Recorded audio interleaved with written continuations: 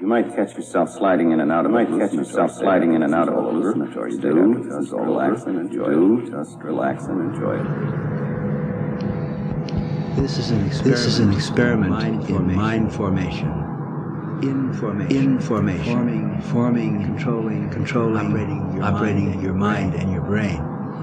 Using digital techniques to overload, scramble, confuse, unfocus your mind.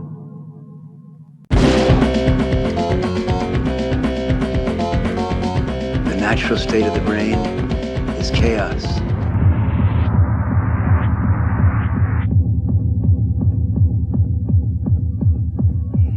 Chaos is beautiful.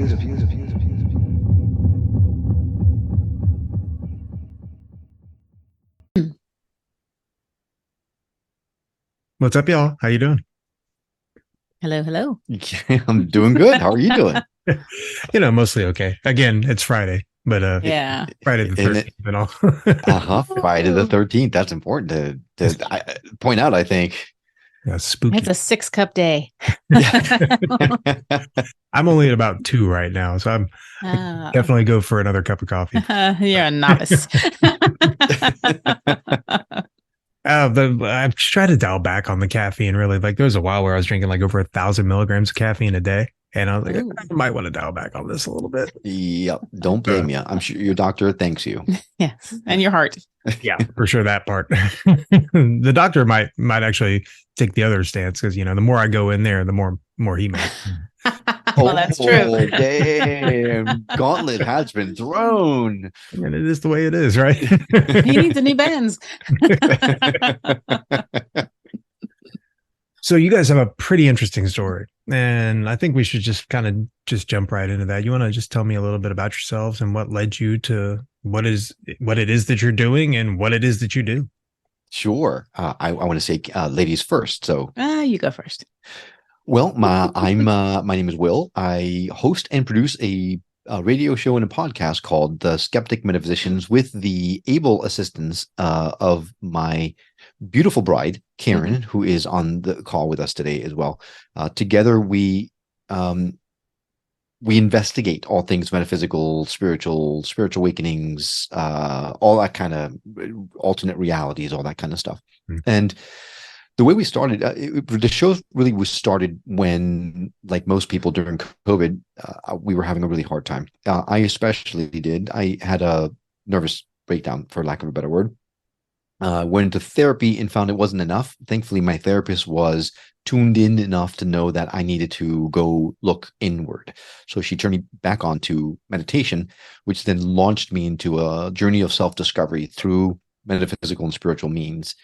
So I started interviewing people to try to get a grip on what was going on inside me. And little by little, I started learning what was up, why I wasn't feeling comfortable in my own skin anymore. And then at one point there was a show, every once in a while, Karen would come on as a guest host. And we found that the show was so much better when she was on it that I had to rope her in because I couldn't do the show without her anymore. And we've never looked back because there was a time we were about to close up the show and Karen did a Google search on the show right before we stopped. And she found page after page of reviews that we didn't even know were there. We're not really podcast people. We are now, but not back then. And all these reviews were amazing and how it had touched them personally and all that kind of stuff. And she turned and looked at me and said, if you're helping one other person, you can't stop this. So I said, I promise I won't, as long as you promise to be my co-host from here on out. And that's how it started. And here we are. That's awesome. That's great, man. So you said you had a nervous breakdown. Like, what was that like? Like, what? I mean, obviously, COVID was really difficult for everybody, and the lockdowns were incredibly hard on everyone. But what in particular was it about your situation that do you feel led you to, for lack of a better word, having a come apart? Yeah, that's an excellent question. Have you ever looked at yourself in the mirror and not recognized yourself? Yeah, for sure. Yeah, that in a nutshell, in an existential way, that's what happened. I was looking at myself in the mirror and I did not like who I was. The person that I thought I was, I definitely was not. I learned that I was unbelievably judgmental, incredibly egotistical, very self-centered, and what's the when someone is self-entitled to an nth degree. So I work in television at a fairly high level on my day job, and I'm incredibly competitive, and because of it, that's driven me to the positions that I'm in now. However, anyone that is in the corporate world knows that when you get to a certain level, the way you get there is by sometimes stepping on others, unfortunately. And I didn't realize that how strongly I was stepping on others to get to where I was, to the point where I didn't think that my actions were what they were being. And when I learned that my actions were in fact contrary to who I wanted to be, it struck me very, very hard. I came really close to losing everything, almost lost my family, almost lost my career because of decisions I had made. And I hated myself. And that realization of truly hatred of oneself is, I mean, when you really feel it, and you find yourself to have been completely fooled for your entire life until that exact moment of realization, it throws you for a loop. It threw me for a loop, to the point where I just spiraled down so far that I had to take time off work. I had to focus on me and getting myself better. Thankfully, God, the universe, whatever source, whatever you want to call it, brought me an angel on earth to help me through it. Because without her, without Karen, I don't know if I would be here right now, honestly. Wow. Were you guys already together at that time, or? We were. Yeah, we were. What was that like for you, Karen? Yeah. He wasn't as bad as he makes it sound. I'm like, gosh, I sound like the total doormat clinging to this maniacal person. He wasn't who he is now. I mean, and part of that was, working 75, 80 hours a week, not having a single day off for months on end. I mean, dark circles in his eyes, just like constantly feeling like I've got to fix this and I've got to do this. And that took precedence over family and everything. And it was hard to watch. It was hard to watch this person kind of crumble down into this shell that's just functioning. But I knew he was in there, and little by little he came back. Yeah. So. Yeah. And I think to follow up on what I was saying, and really what Karen's saying, I think that what was happening inside, truly what was happening, was that I was vibing up in a certain way, and I was no longer resonating with who I had been before. And that was causing a true existential crisis inside my head, because I didn't want to be that three-dimensional vibe guy anymore. I didn't want to be the guy who would win at all costs anymore. My shrink said something to me in one of the sessions that just hit me so hard between the eyes that I actually wrote it on sticky notes and put it all over my office, because it was so impactful. Simple words. And that was, you don't always have to win. You don't always have to be right. And that, as crazily simple as that sounds, it changed my life, because I was very much stuck in that three-dimensional I need to win mode. And we all know, as you raise your vibrations, it's not about competition. It's about helping others, being of service to others, being loving others. And my energies were conflicting with each other as I was awakening and rising. And I think that's what was happening. Wow. Yeah. I mean, and that's kind of like the core of cognitive behavioral therapy, right? It's like, do your actions align with your values? And it's like, you realize that like the ways that you've been doing things aren't necessarily in line with the way that you really internally feel. It's like, oh man, that is a palpable shift, right? Like just noticing that and being like, this sucks. Yeah. And I think our society programs us so much. It's like, well, if you didn't win, you lost. Yeah. Maybe not. Maybe you weren't the last person, but still you think, if I didn't win, I lost. And everything became, I'm losing at this, I'm losing at this, I'm losing at this. And it's like, no, you're doing really well at this, and this. Maybe not the top in every single thing you do, but you're not losing. Right. So, but well, nobody wants that participation trophy. Yeah, that's true. Yeah, but I mean, just in Western culture in general, we're given this very individualistic approach to life. Like it's like us against the world. It's rat eat rat, dog eat dog, and win at all costs. And when you do have that shift, it's like you do have that realization. It's like, wait, this isn't all about me. And it sounds like that's exactly what happened to you. Yeah. Yeah, 100%. Yeah. But just look at, and I'm not anti-capitalism or anti-democracy by any means, but that's really what we are built on. We need more. Every year, corporate life says you need to do 10% more. You need to bring in 10% more revenue. You need to do 10% more work. You need to do, right? There's always more and more and more. At some point, we're going to have to say, when is enough enough? And I found that now, for me, it's enough. And we value ourselves by what we have, instead of who we have. Right. Right. So the stuff becomes the prize, not the people, not the love, not that, embrace and that soulmate. It's like, oh, I got a nice car. Right. Yeah. So I look like I'm doing really well, but, Yeah. And, for me, at least, the meaning of life for me is about connection. It's about what I can do to help other people. It's about the people that I can help along the way. And that for me is the entire point of all of this, is like just each other up. Yeah. That no question, no doubt about it. That is absolutely the point of why we're here. And that's what I was learning. I'm doing it wrong. I'm doing it wrong. And looking in your mirror and realizing that was really hard. I mean, at my age to go through that. Oh my God, so many wasted years. Right? How much good could I have done in my 50 years on this planet? It was humbling and hurtful all at the same time. But instead of regretting the years you didn't do it, you can look forward to the years that you can. I do, and I am. Yes. Cheers. One more thing to let go of, right? You can't wait on the unchangeable past. It's like, what can I do in the present moment to help? What can I do in this present moment to be the best version of myself? So you said after your breakdown, you got into meditation. What kind of meditation was it?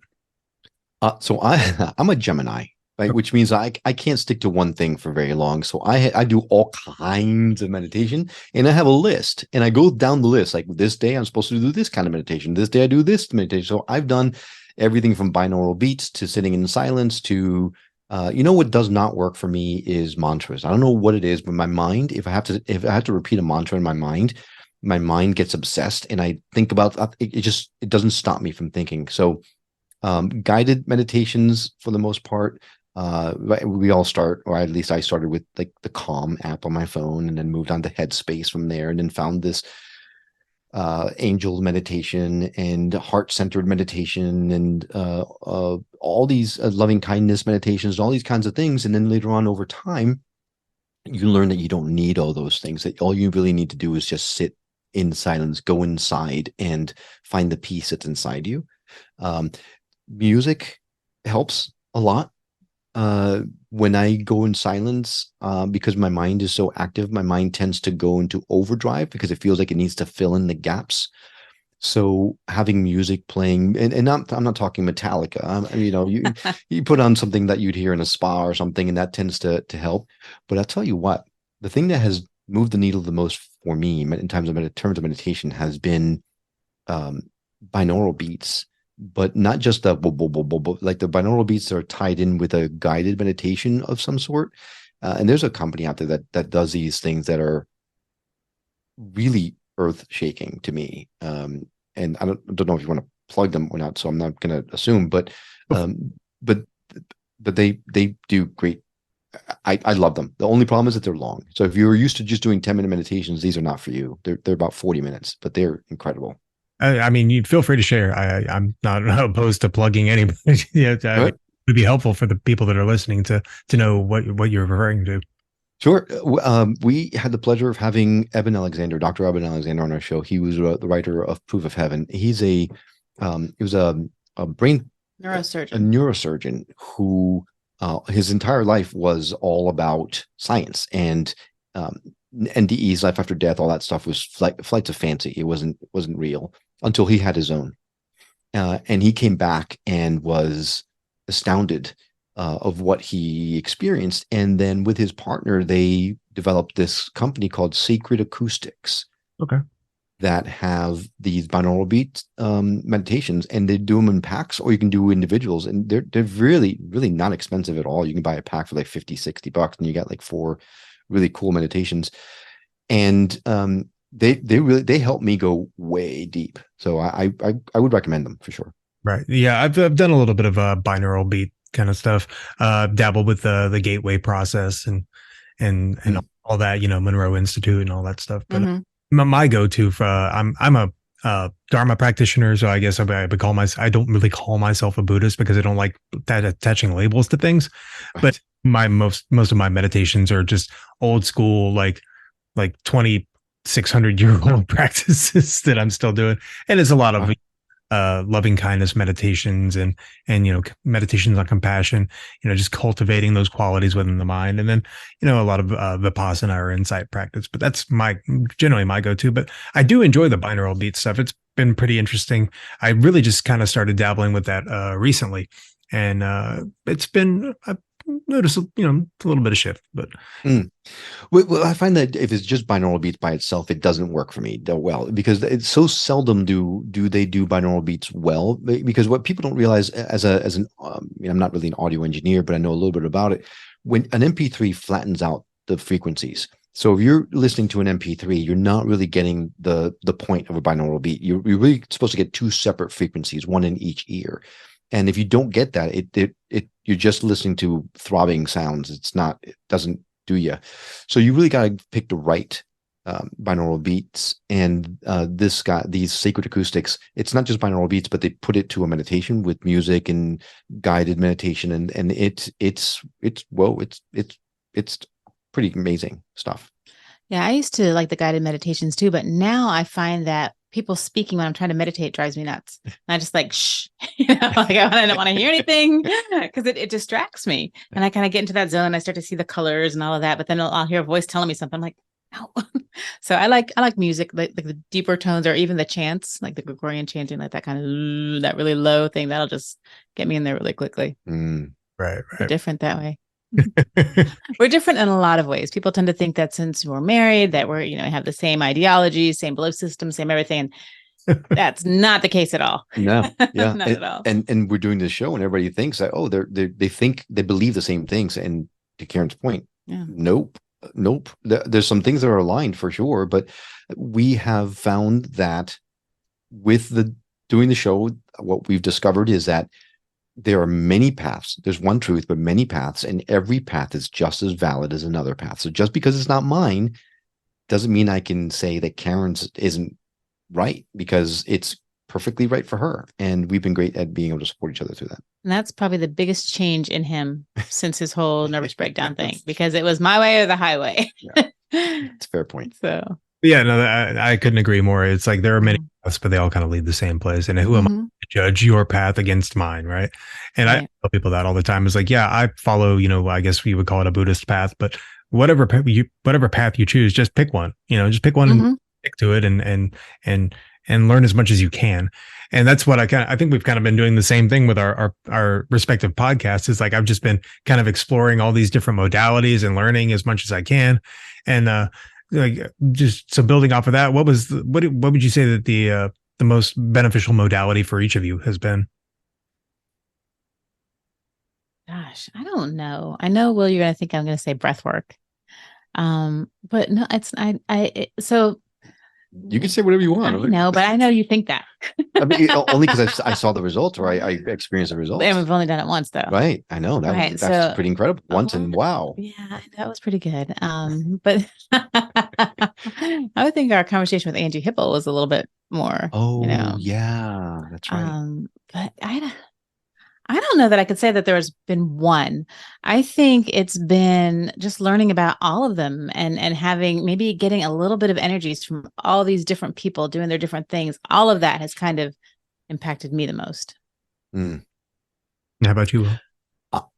I mean, it sounds like a cop-out, but I kind of have to echo Karen's thoughts, and I have a very, very distinctive reason for saying that. My life was changed by a conglomeration of the modalities that we are experiencing or we're exploring.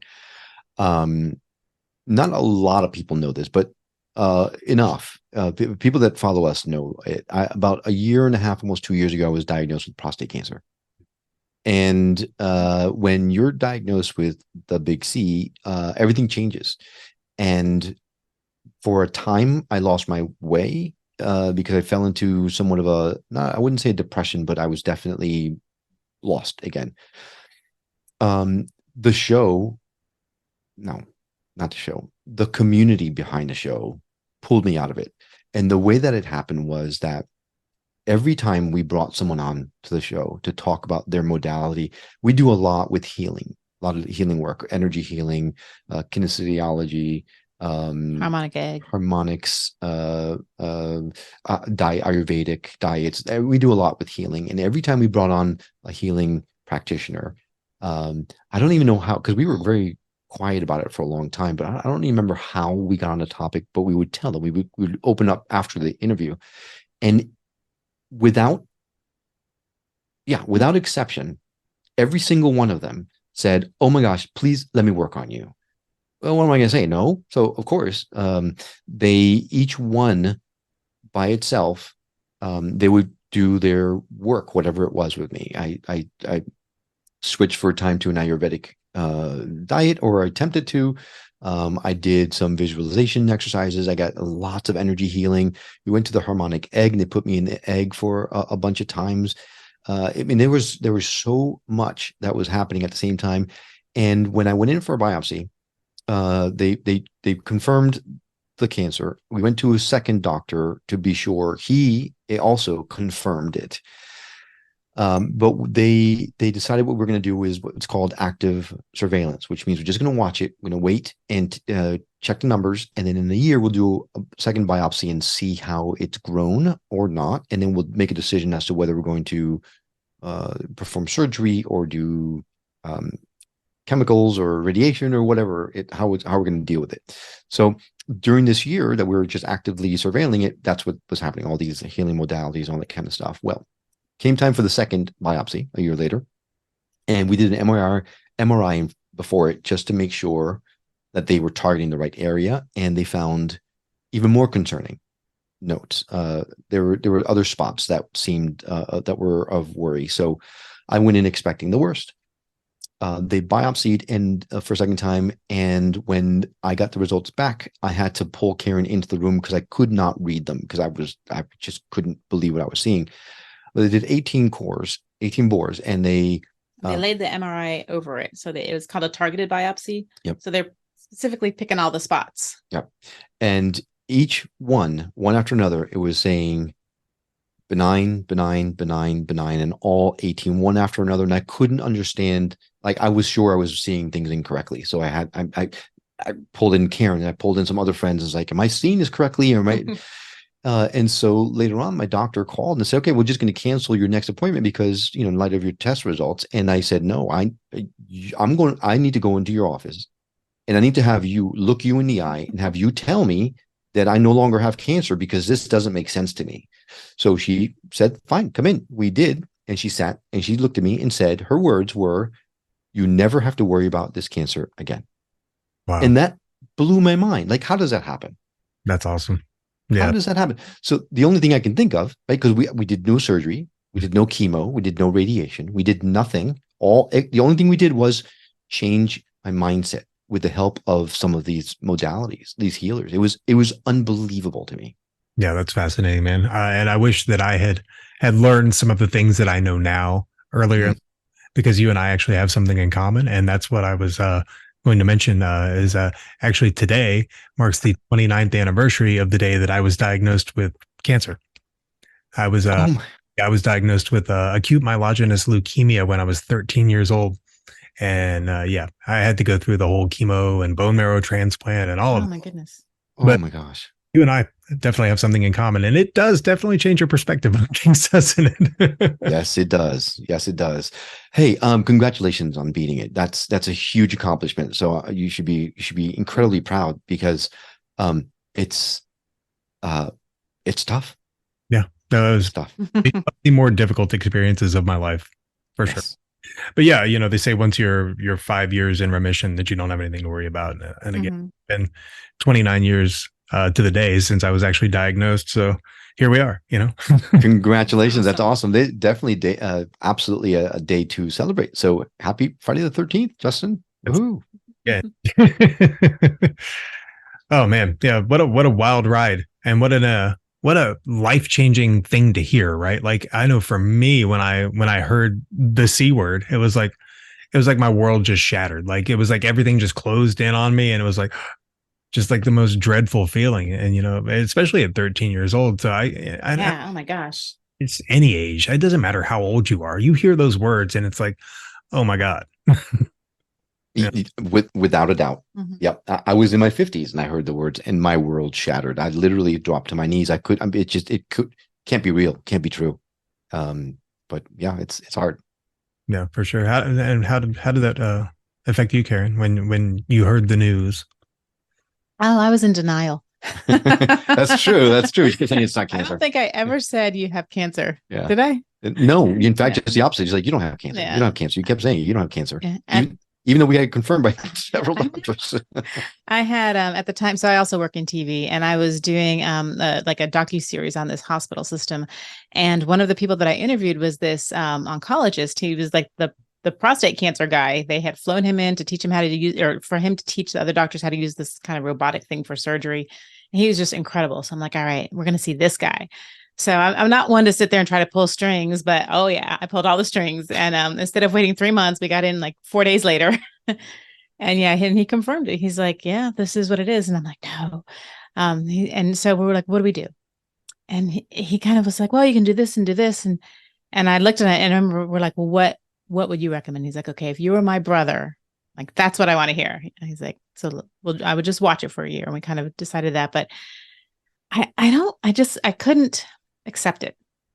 I think until, I don't know. I was in denial. I really was. I mean, I would break down from time to time, kind of secretly in the other room. I didn't want him to see me because I knew I couldn't be upset about it because his spirits needed to stay up and strong. But I just never really believed it. Yeah. And I get that. It's hard to know. It's hard. It is. And at the time when I got diagnosed, it was like, why would this happen to me? And the older I've gotten, the more I've realized, like, why wouldn't that happen to me? Yeah. It's like, it was just my turn. This is just something that it's going to happen to somebody. And it was just my turn. And that's giving some peace over it because honestly, it tortured me for years, like of course. This happened to me. And I was very angry about it for a long time, just very resentful and like, why would God or the universe or whatever do this to me, but here we are, and honestly, like I wouldn't change a thing. I wouldn't be exactly where I'm at. I wouldn't be the person that I am if I didn't have that experience shape my personality. And, if I didn't have that, I'd be right where I'm at doing what I'm doing. And so, yeah, thank God for true. And it's also kind of like, okay, if this was going to happen, at least it was like this. Like for us, at least it was, well, prostate cancer. It is, we can get the surgery. We can very likely, we caught it early. So if it was going to happen, as opposed to like you find out and you're already in stage 4 and things, go horribly quickly. So we tried to focus on the gratitude for that. We can do something about this, and yes, but it's still when it's you. Oh, you can try to be grateful.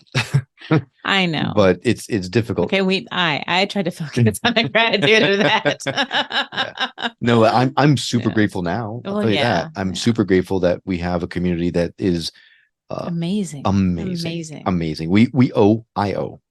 I owe everything to these folks that are so incredible, and that's the best thing about what we do, right?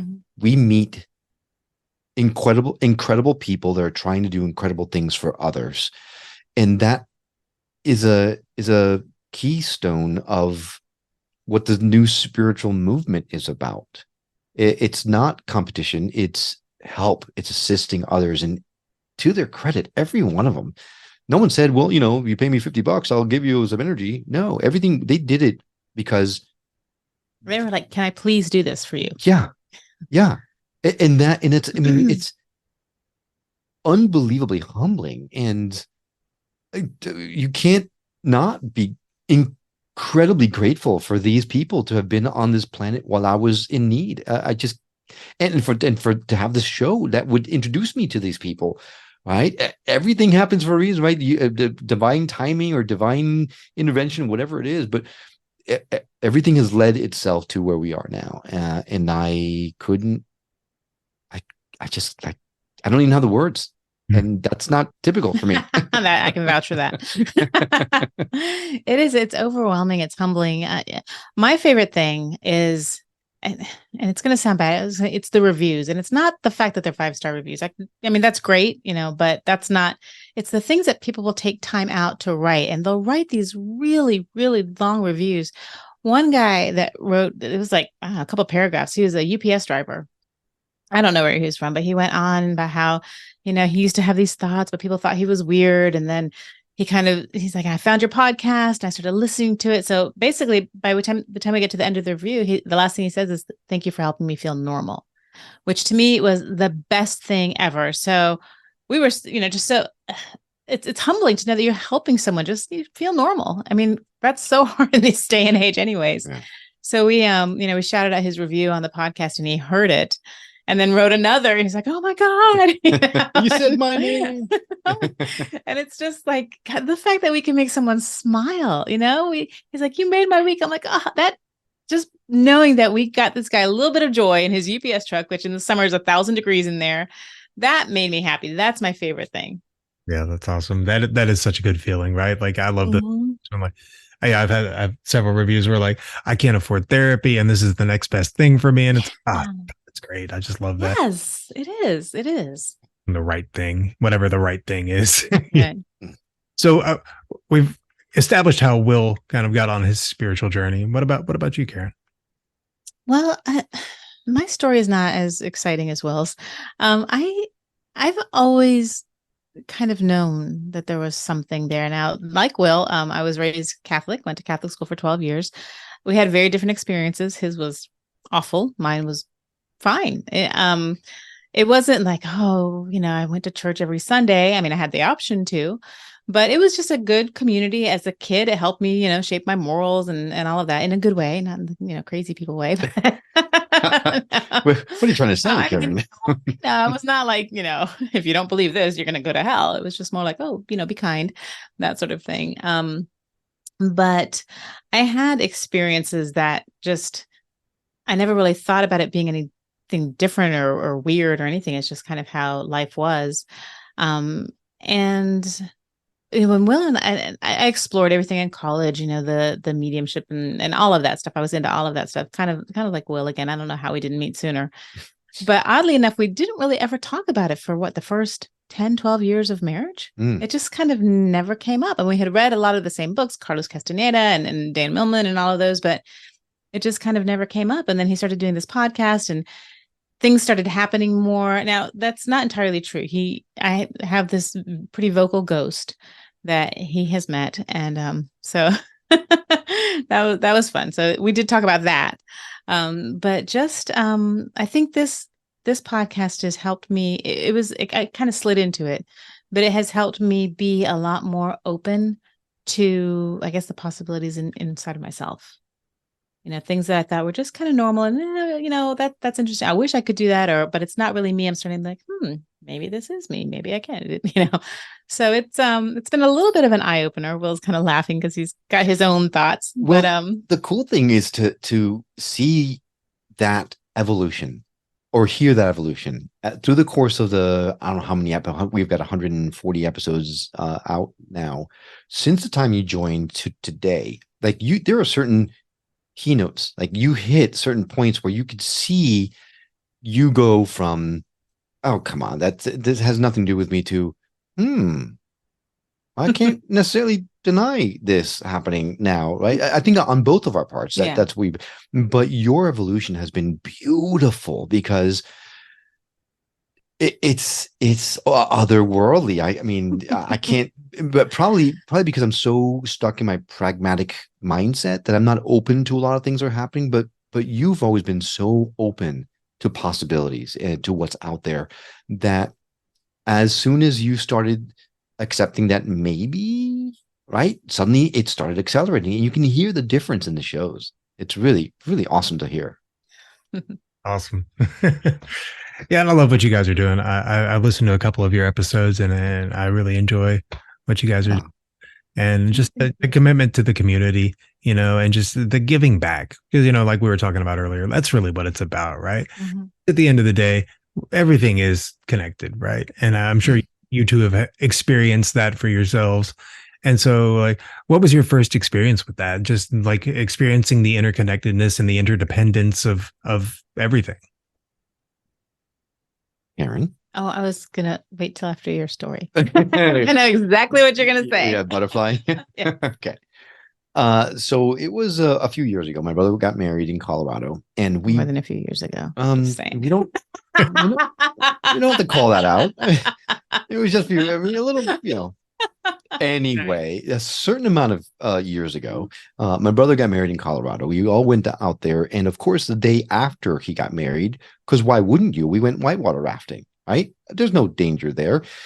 We were in the Colorado River. We're in Cat 4s and 5s, so this was legit. This was not just a lazy river kind of experience. To the point where the day before we got there, someone had drowned in that river where we were going to be rafting, and so they put the fear of death in us. And as we were going down the rapids, they took pictures. You could see the focus that we had in our faces. We did not want to die. So we were so focused on not dying through these Cat 4 and Cat 5s that we were fighting the rapids and moving and listening to the guy yelling out commands or whatever. And then all of a sudden, as soon as we thought we weren't going to be able to survive any longer, it just calmed down.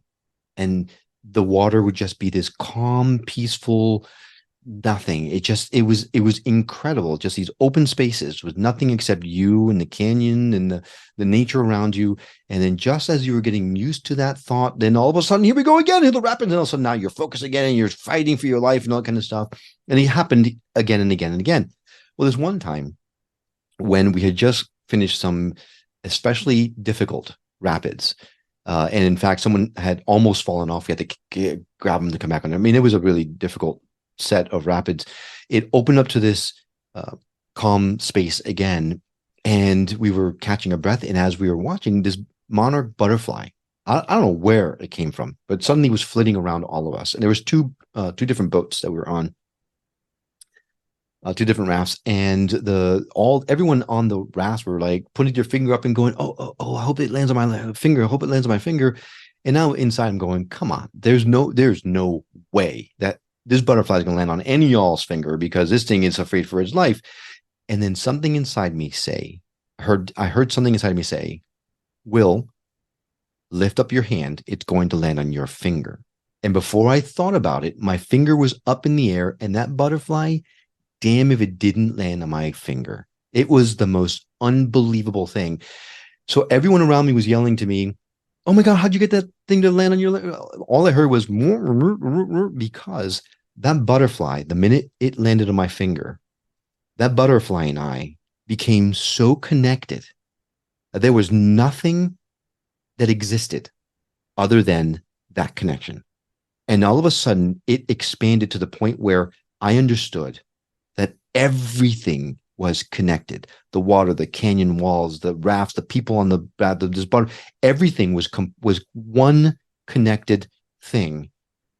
And it was gorgeous. There's no other word for it, but absolutely stunningly gorgeous. And just as fast as that connection happened, the butterfly decided to sever it and flew away, and it was over, and I had lost that feeling. And I've been looking for that since. That's part of the reason why this show is in existence, because I've been trying to find that connectedness again, because I know it's there. I experienced it firsthand. And I think it just took that stress level and that release, that surrender, to finally just get it, Yeah.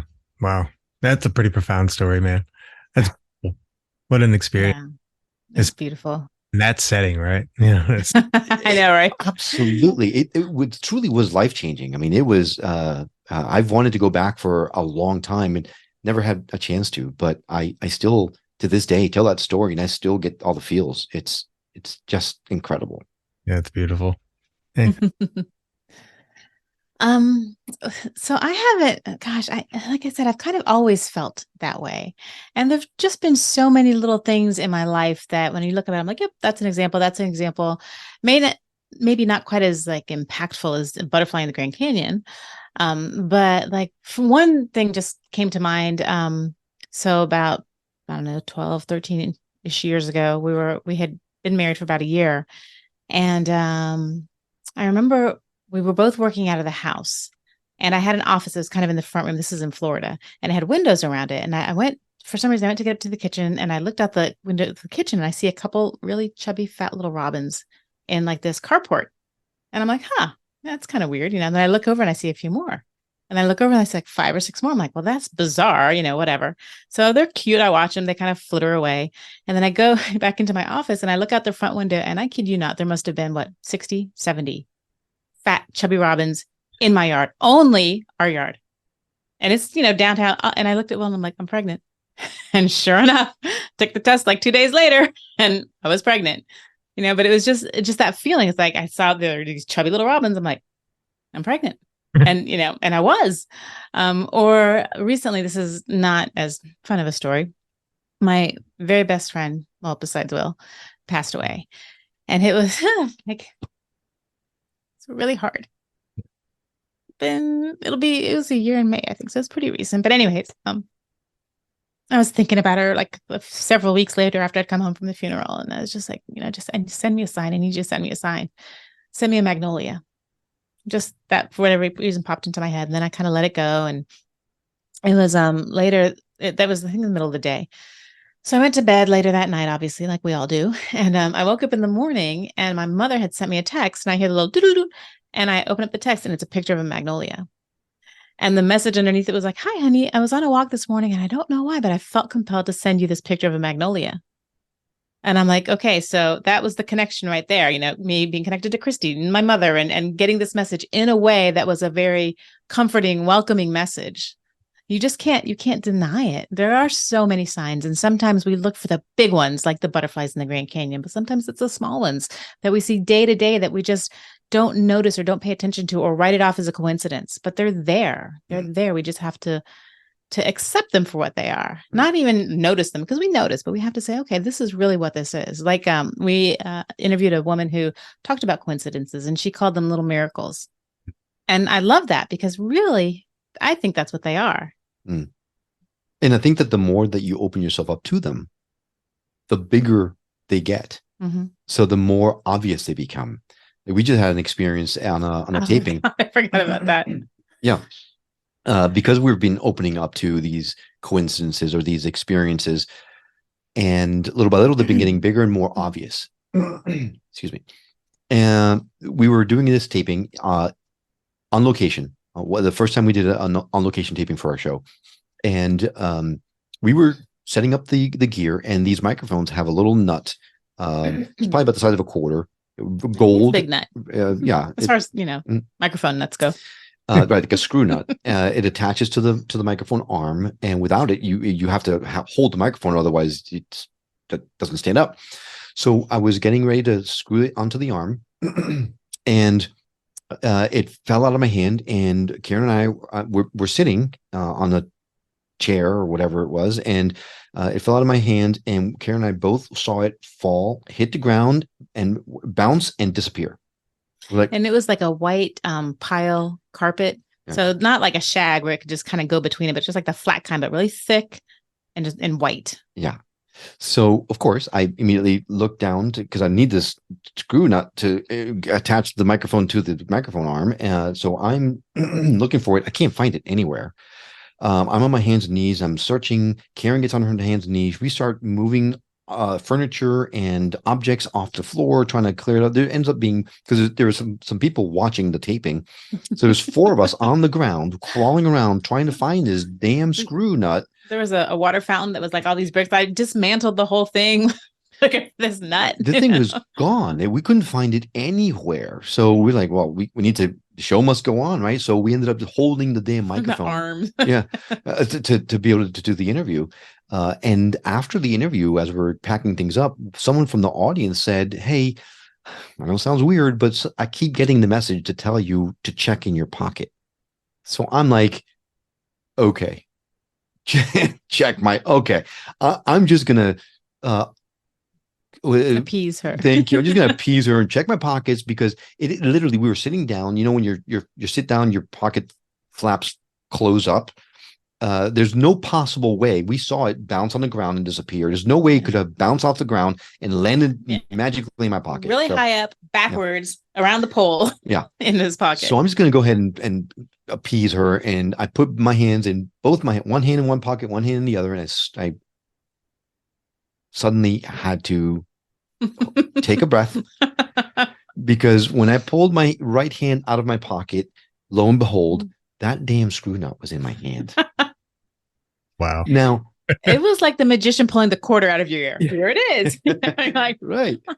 It was the most astounding thing. Karen, me, the person we interviewed, the people in the audience, we stood there for a good 30 minutes trying to make heads or tails out of what the heck had just happened. Because I'm sure everybody thought, oh, sure, Will, you put it in your pocket, you're trying to fool us. No. I swear on everything that's holy to me, I did not do anything with that screw nut. So it is indescribable, the feeling that you get when something magical like that happens to you that you just cannot explain. But your pragmatic mind, the first thing you do is you reach for a solution, a practical way that this could have gotten into my pocket. But every which way we looked at it, it was impossible. There is no possible way it could have gotten in my pocket. Like the Kennedy bullet, like it ricocheted off here, bounced off the car door, went. I was thinking, like it's like nut. Yes, it's ridiculous. So that's just the latest example of, and these things are getting bigger. There's no way we could have explained it. Some of the things in the past, maybe. There's no way. So it's just getting bigger and bigger. So now I'm at the point where, what else you got? Like what could possibly happen next? I mean, but we're going to teleport somewhere ourselves or something. Possibilities, I guess. Yeah. Similar experiences with that. My father actually passed away when I was 20, and it was an interesting experience because I was dead asleep, and I woke up, in the morning, but just woke up out of a sound sleep, and like the first thought to my mind was like, I need to call my dad, and I didn't, I didn't grow up with my dad, so we communicated, not as often as most people probably would with their fathers or their parents in general. But I woke up out of a sound sleep and was like, I've got to call my dad. I've just got to call my dad. And I woke up and I called my dad, and my stepmother at the time answered the phone, and she was like, he just passed away 5 minutes ago. And like, but it was, and that was heartbreaking for me. But it was immediate understanding that like, wait, there is this energy and this connection, like his death, like he woke me up, like, and Definitely. That you're saying goodbye. Yeah. From that point on, it was just like, okay, there's more going on here than we think there is, for sure. Yeah. Yeah. Yeah. I used to, when I lived in Orlando, when Will and I were dating, I had my ghost, and at the time I called her Lila. I've since learned that her name is Beulah, but anyway, so she was, when I first moved into the house, I had seen, I think it was the Oprah show, and she was saying, if you think there's a ghost in your house, or someone was on the show saying, just tell them you have to be nice, otherwise you have to go. So I bought this house. It was built in 1925 in Florida, so some stuff has happened there. I'm like, all right, if there are any ghosts in here, you can stay as long as you don't freak me out. Just be nice. So from time to time, different things would happen, strange things that you just can't explain. But the most, the one that Will recalls, he had given me for Christmas, first Christmas, actually our second Christmas, a really beautiful diamond bracelet. And I wore it all the time. I loved it. And I went to work one day and I noticed it wasn't on. And I really never took it off. And I'm like, oh my gosh, I have to go back home because, it could be like on the sidewalk or something, because I worked very close. I walked to work. So I go home. Actually, no, I drove. I go home and I'm looking, and the guy's mowing the lawn, and I'm like, oh my God, it probably was in the grass and the lawnmowers, they killed it. And he's like, no, I would have heard that, So I look around the sidewalk. I look on the front porch. I go inside. I'm searching through the house. I'm looking, everywhere you can imagine, pull up couch cushions. It's nowhere to be found. So after, I would say, a good 45 minutes, I've decided I'm going to have to buy myself another bracelet because I can't tell him I lost it. I'm like, crap, where did he get this?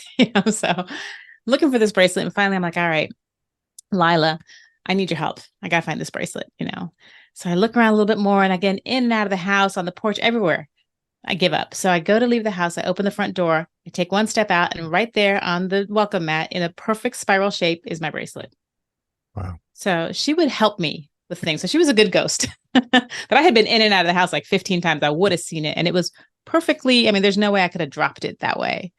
So it was, That's awesome. Yeah. Yeah. Things like that. You can't deny those experiences, right? Like so profound. And it's like, okay, I get it now.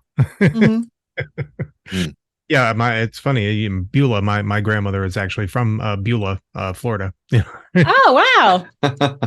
Little coincidence, right? Maybe not. Enough. Little miracle. Yeah, I've come to the conclusion that again there really are no coincidences. Yeah. And I for the longest time I struggled with just the concept of God. I grew up in a Presbyterian household, but I got drugged to church every Sunday, and I wasn't really too into it. And, and I was like, it seems kind of weird and hokey. And so I struggle with the concept of God, and I still kind of struggle with the concept of like the, boilerplate Christian God.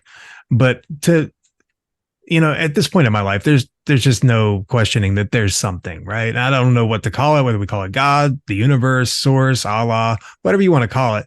We're all talking about the same thing. And it's fortunate that there's, just still so much conflict over religion when we're all kind of talking about the same thing. The only one that doesn't really talk about it or doesn't really concern itself with the afterlife in so much sense is Buddhism. And it's kind of unfortunate that it got put in the religion box in the first place because, ultimately it's more like cognitive behavioral therapy, and the Buddha was just a radical psychologist more than anything. Yeah, I see Buddhism more as a philosophy, right, than a religion. And unfortunately, man-made religion nowadays is not really about getting to the right to the truth. It's actually unfortunately about control, and that's the reason why there's so much division. Because if I can get as many people as possible to believe what I believe and give me that control over them, or then I win, right? I've got and unfortunately most of them are using fear to do that, so it becomes all the more reason for the division, because now we're afraid of the other guy who thinks differently than I do. Yeah, and at the end of the day, if you really look at religion, if we get down to like the actual teachings of the religion, like they're all just preaching love. Like everything is preaching, and that for me that is God. God is love, and love is God. And I see that in literally everything that I look at. I can, the trash blowing down the street, like God. Like it's everything, and we just have to be open enough and receptive enough to see it.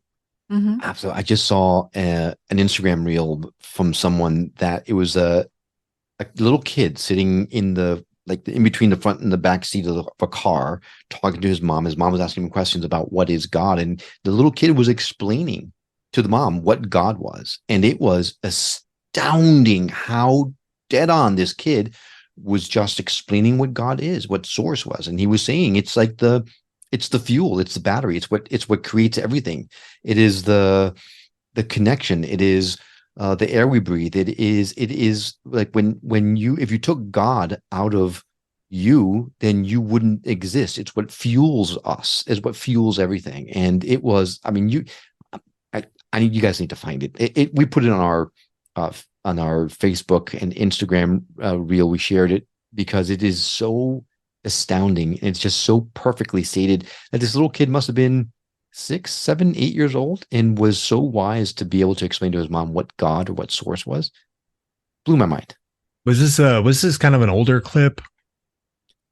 I just saw it today, so maybe it was. I just saw it now. I don't know. I've seen a clip that was probably shot sometime maybe in the 50s or 60s, and it's a young kid, and he's like explaining God, and he's like, no, God's everything. Like God is in the trees, and God is in the clouds, and like I am God and you are God, and we are all And his mom was like, I think he's crazy.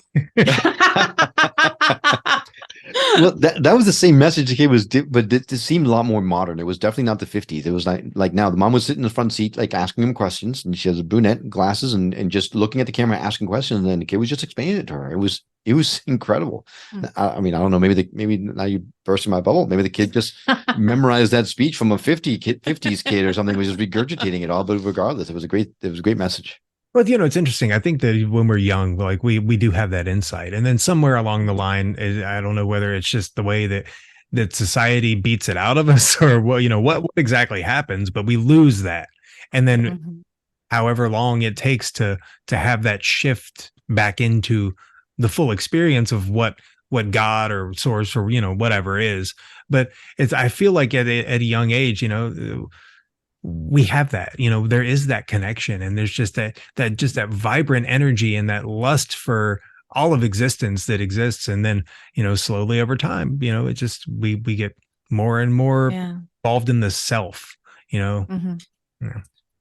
And that's the biggest issue, is just, we can just go right back to what we were talking about to begin with, is like just the self-involvement, when it's like, really at the end of the day, it's like, we should just be helping each other out. Yeah. And like Karen said earlier, we're so programmed. The games we play, the TV shows we watch, the food we eat, the environment we put ourselves into, or others put us into, everything around us is designed to program us to fit into a box. You're supposed to be this. If you're a boy, you're this. If you're a girl, you're this. This is how you act. If you're this or that, whatever. If you're white, Hispanic, African American, Asian, whatever it is, this is how you're supposed to act. And we fall in line because we don't want to be different. We don't want to be outliers. We want to be accepted. And suddenly we lose our authenticity. And there's something really strange, well, not strange, interesting about the American culture. I think it's even more so that way, because if you go to Disney World and you see the bunch of tourists, and you see like the Japanese tourists, and they're laughing, like even the older ones, they're like getting into it. They got their Mickey Mouse hats on, and we're talking 30, 40-year-olds. They're loving it. They're being so childlike. And here at such a young age, you're taught that's not cool. You don't want to laugh too loud or be too, flamboyant or whatever. And it's so sad, because it's taking that joy that we have and telling us that that's not what we should be or what we should strive for, when in fact that is what we should strive for. I mean, if everyone was joyful, my God, can you imagine? Yeah, Karen, what you're saying right there, that's not very cool. So. I know, I've never been very cool. I disagree. Yeah, that's so interesting, isn't it? Just the way that we're just taught to suppress ourselves in a sense. Yeah. Just not be the outlier because we want to be accepted. And I mean, that really goes like right back to our biology, because at the end of the day, we are social creatures. And if we were ostracized from the group, like we kind of equate that like subconsciously with death, because if we were ostracized from the tribe or we weren't going to survive. So, and now we have this mindset of, oh, I just have to fit in. But yeah.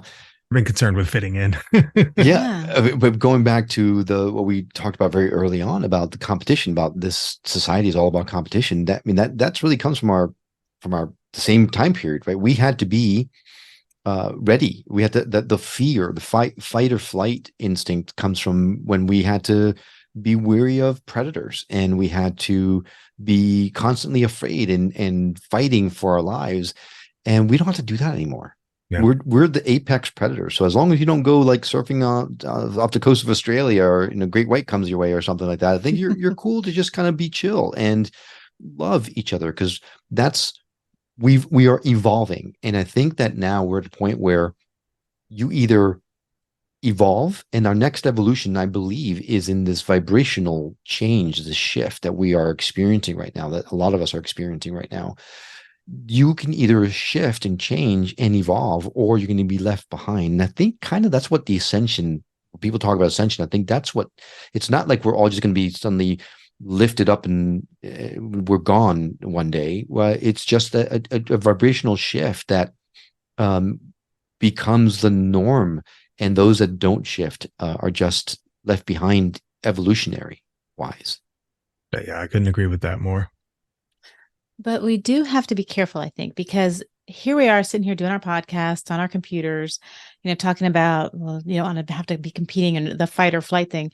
We have food on the table every night. We know where we're sleeping. And there are so many people that don't have that luxury, and they are fighting. They are fighting every day. And it's not against the tigers, but it's maybe against, I don't know, the other people getting that, minimum wage job, or even if there is a job, or the, sex traffickers or whatever. So it's, yeah, but I also think that comes from us, right? We the only predator we have is each other.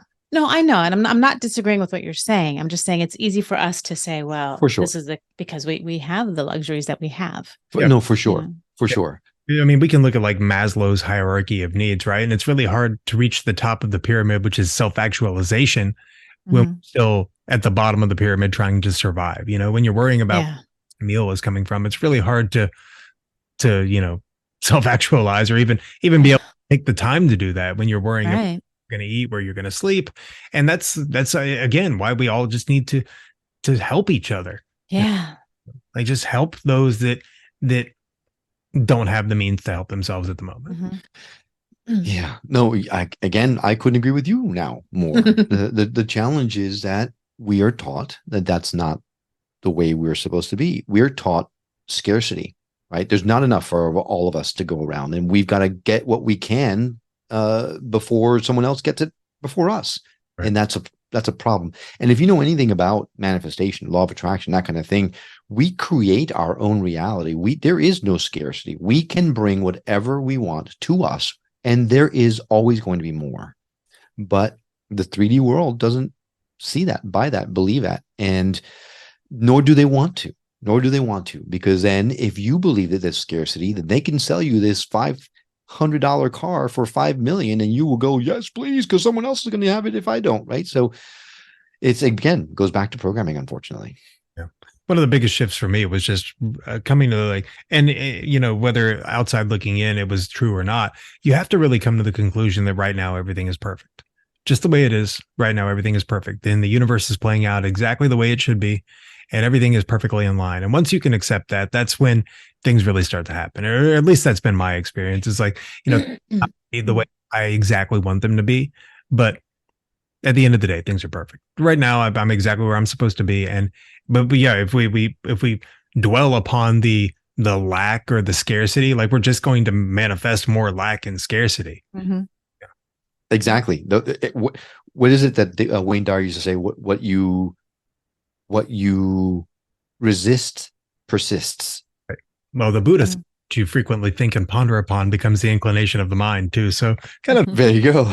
Like we said, we're all just saying the same thing. We're just saying different ways, right? Different using different words. We're saying the same things. Yeah, Will and I were having a conversation today about work and life and how hard it is in the struggle. And I was, we were talking, and I was kind of telling him that it's like, you're in the ocean, maybe, thigh high or whatever, and you're wading through that water, and it's so hard to walk through that water.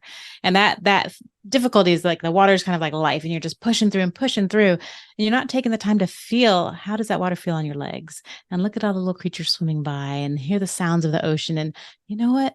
I can just let go and float. Yeah. Because we feel like we have to fight. And I'm going to get to that point faster if I just swim instead of trying to fight and wade my way through it. Yeah. And and you also said, which was so amazing, was because you're having to slog through the water, and it feels like you got so much resistance, but actually, when you think about it, it's actually the water's making you lighter, right? Just a finger can lift anyone. So that is such a perfect analogy. When she said that to me, Justin, it was a butterfly moment. It's unbelievable. Well, that's awesome. And I think that's a perfect place to leave it off. So first of all, thank you for taking the time to do this. I appreciate both of you carving time out of your day to have this conversation with me. Where can people find you at and find your podcast and get in touch with you and leave you some wonderful reviews? Yes, please. Yeah, the very best place was skepticmetaphysician.com. That's a one-stop shop for all of us. You can listen or watch the show there. You can subscribe to the show so that you never miss an episode. You can send us emails or voicemail directly from the site. You can leave a review on the site. We prefer to go to Apple Podcasts, because then it's great social proof where people can can see the reviews and possibly hopefully follow us. But like you said, we're here to try to get the messages out as much as possible. So we do that by amplifying others' messages. So we appreciate the opportunity to come on your show and talk to you about this. Yeah, thank y'all so much. I really do appreciate it again. And I hope you have a lovely rest of your Friday the 13th. Thank you. You too. Thanks. Take care.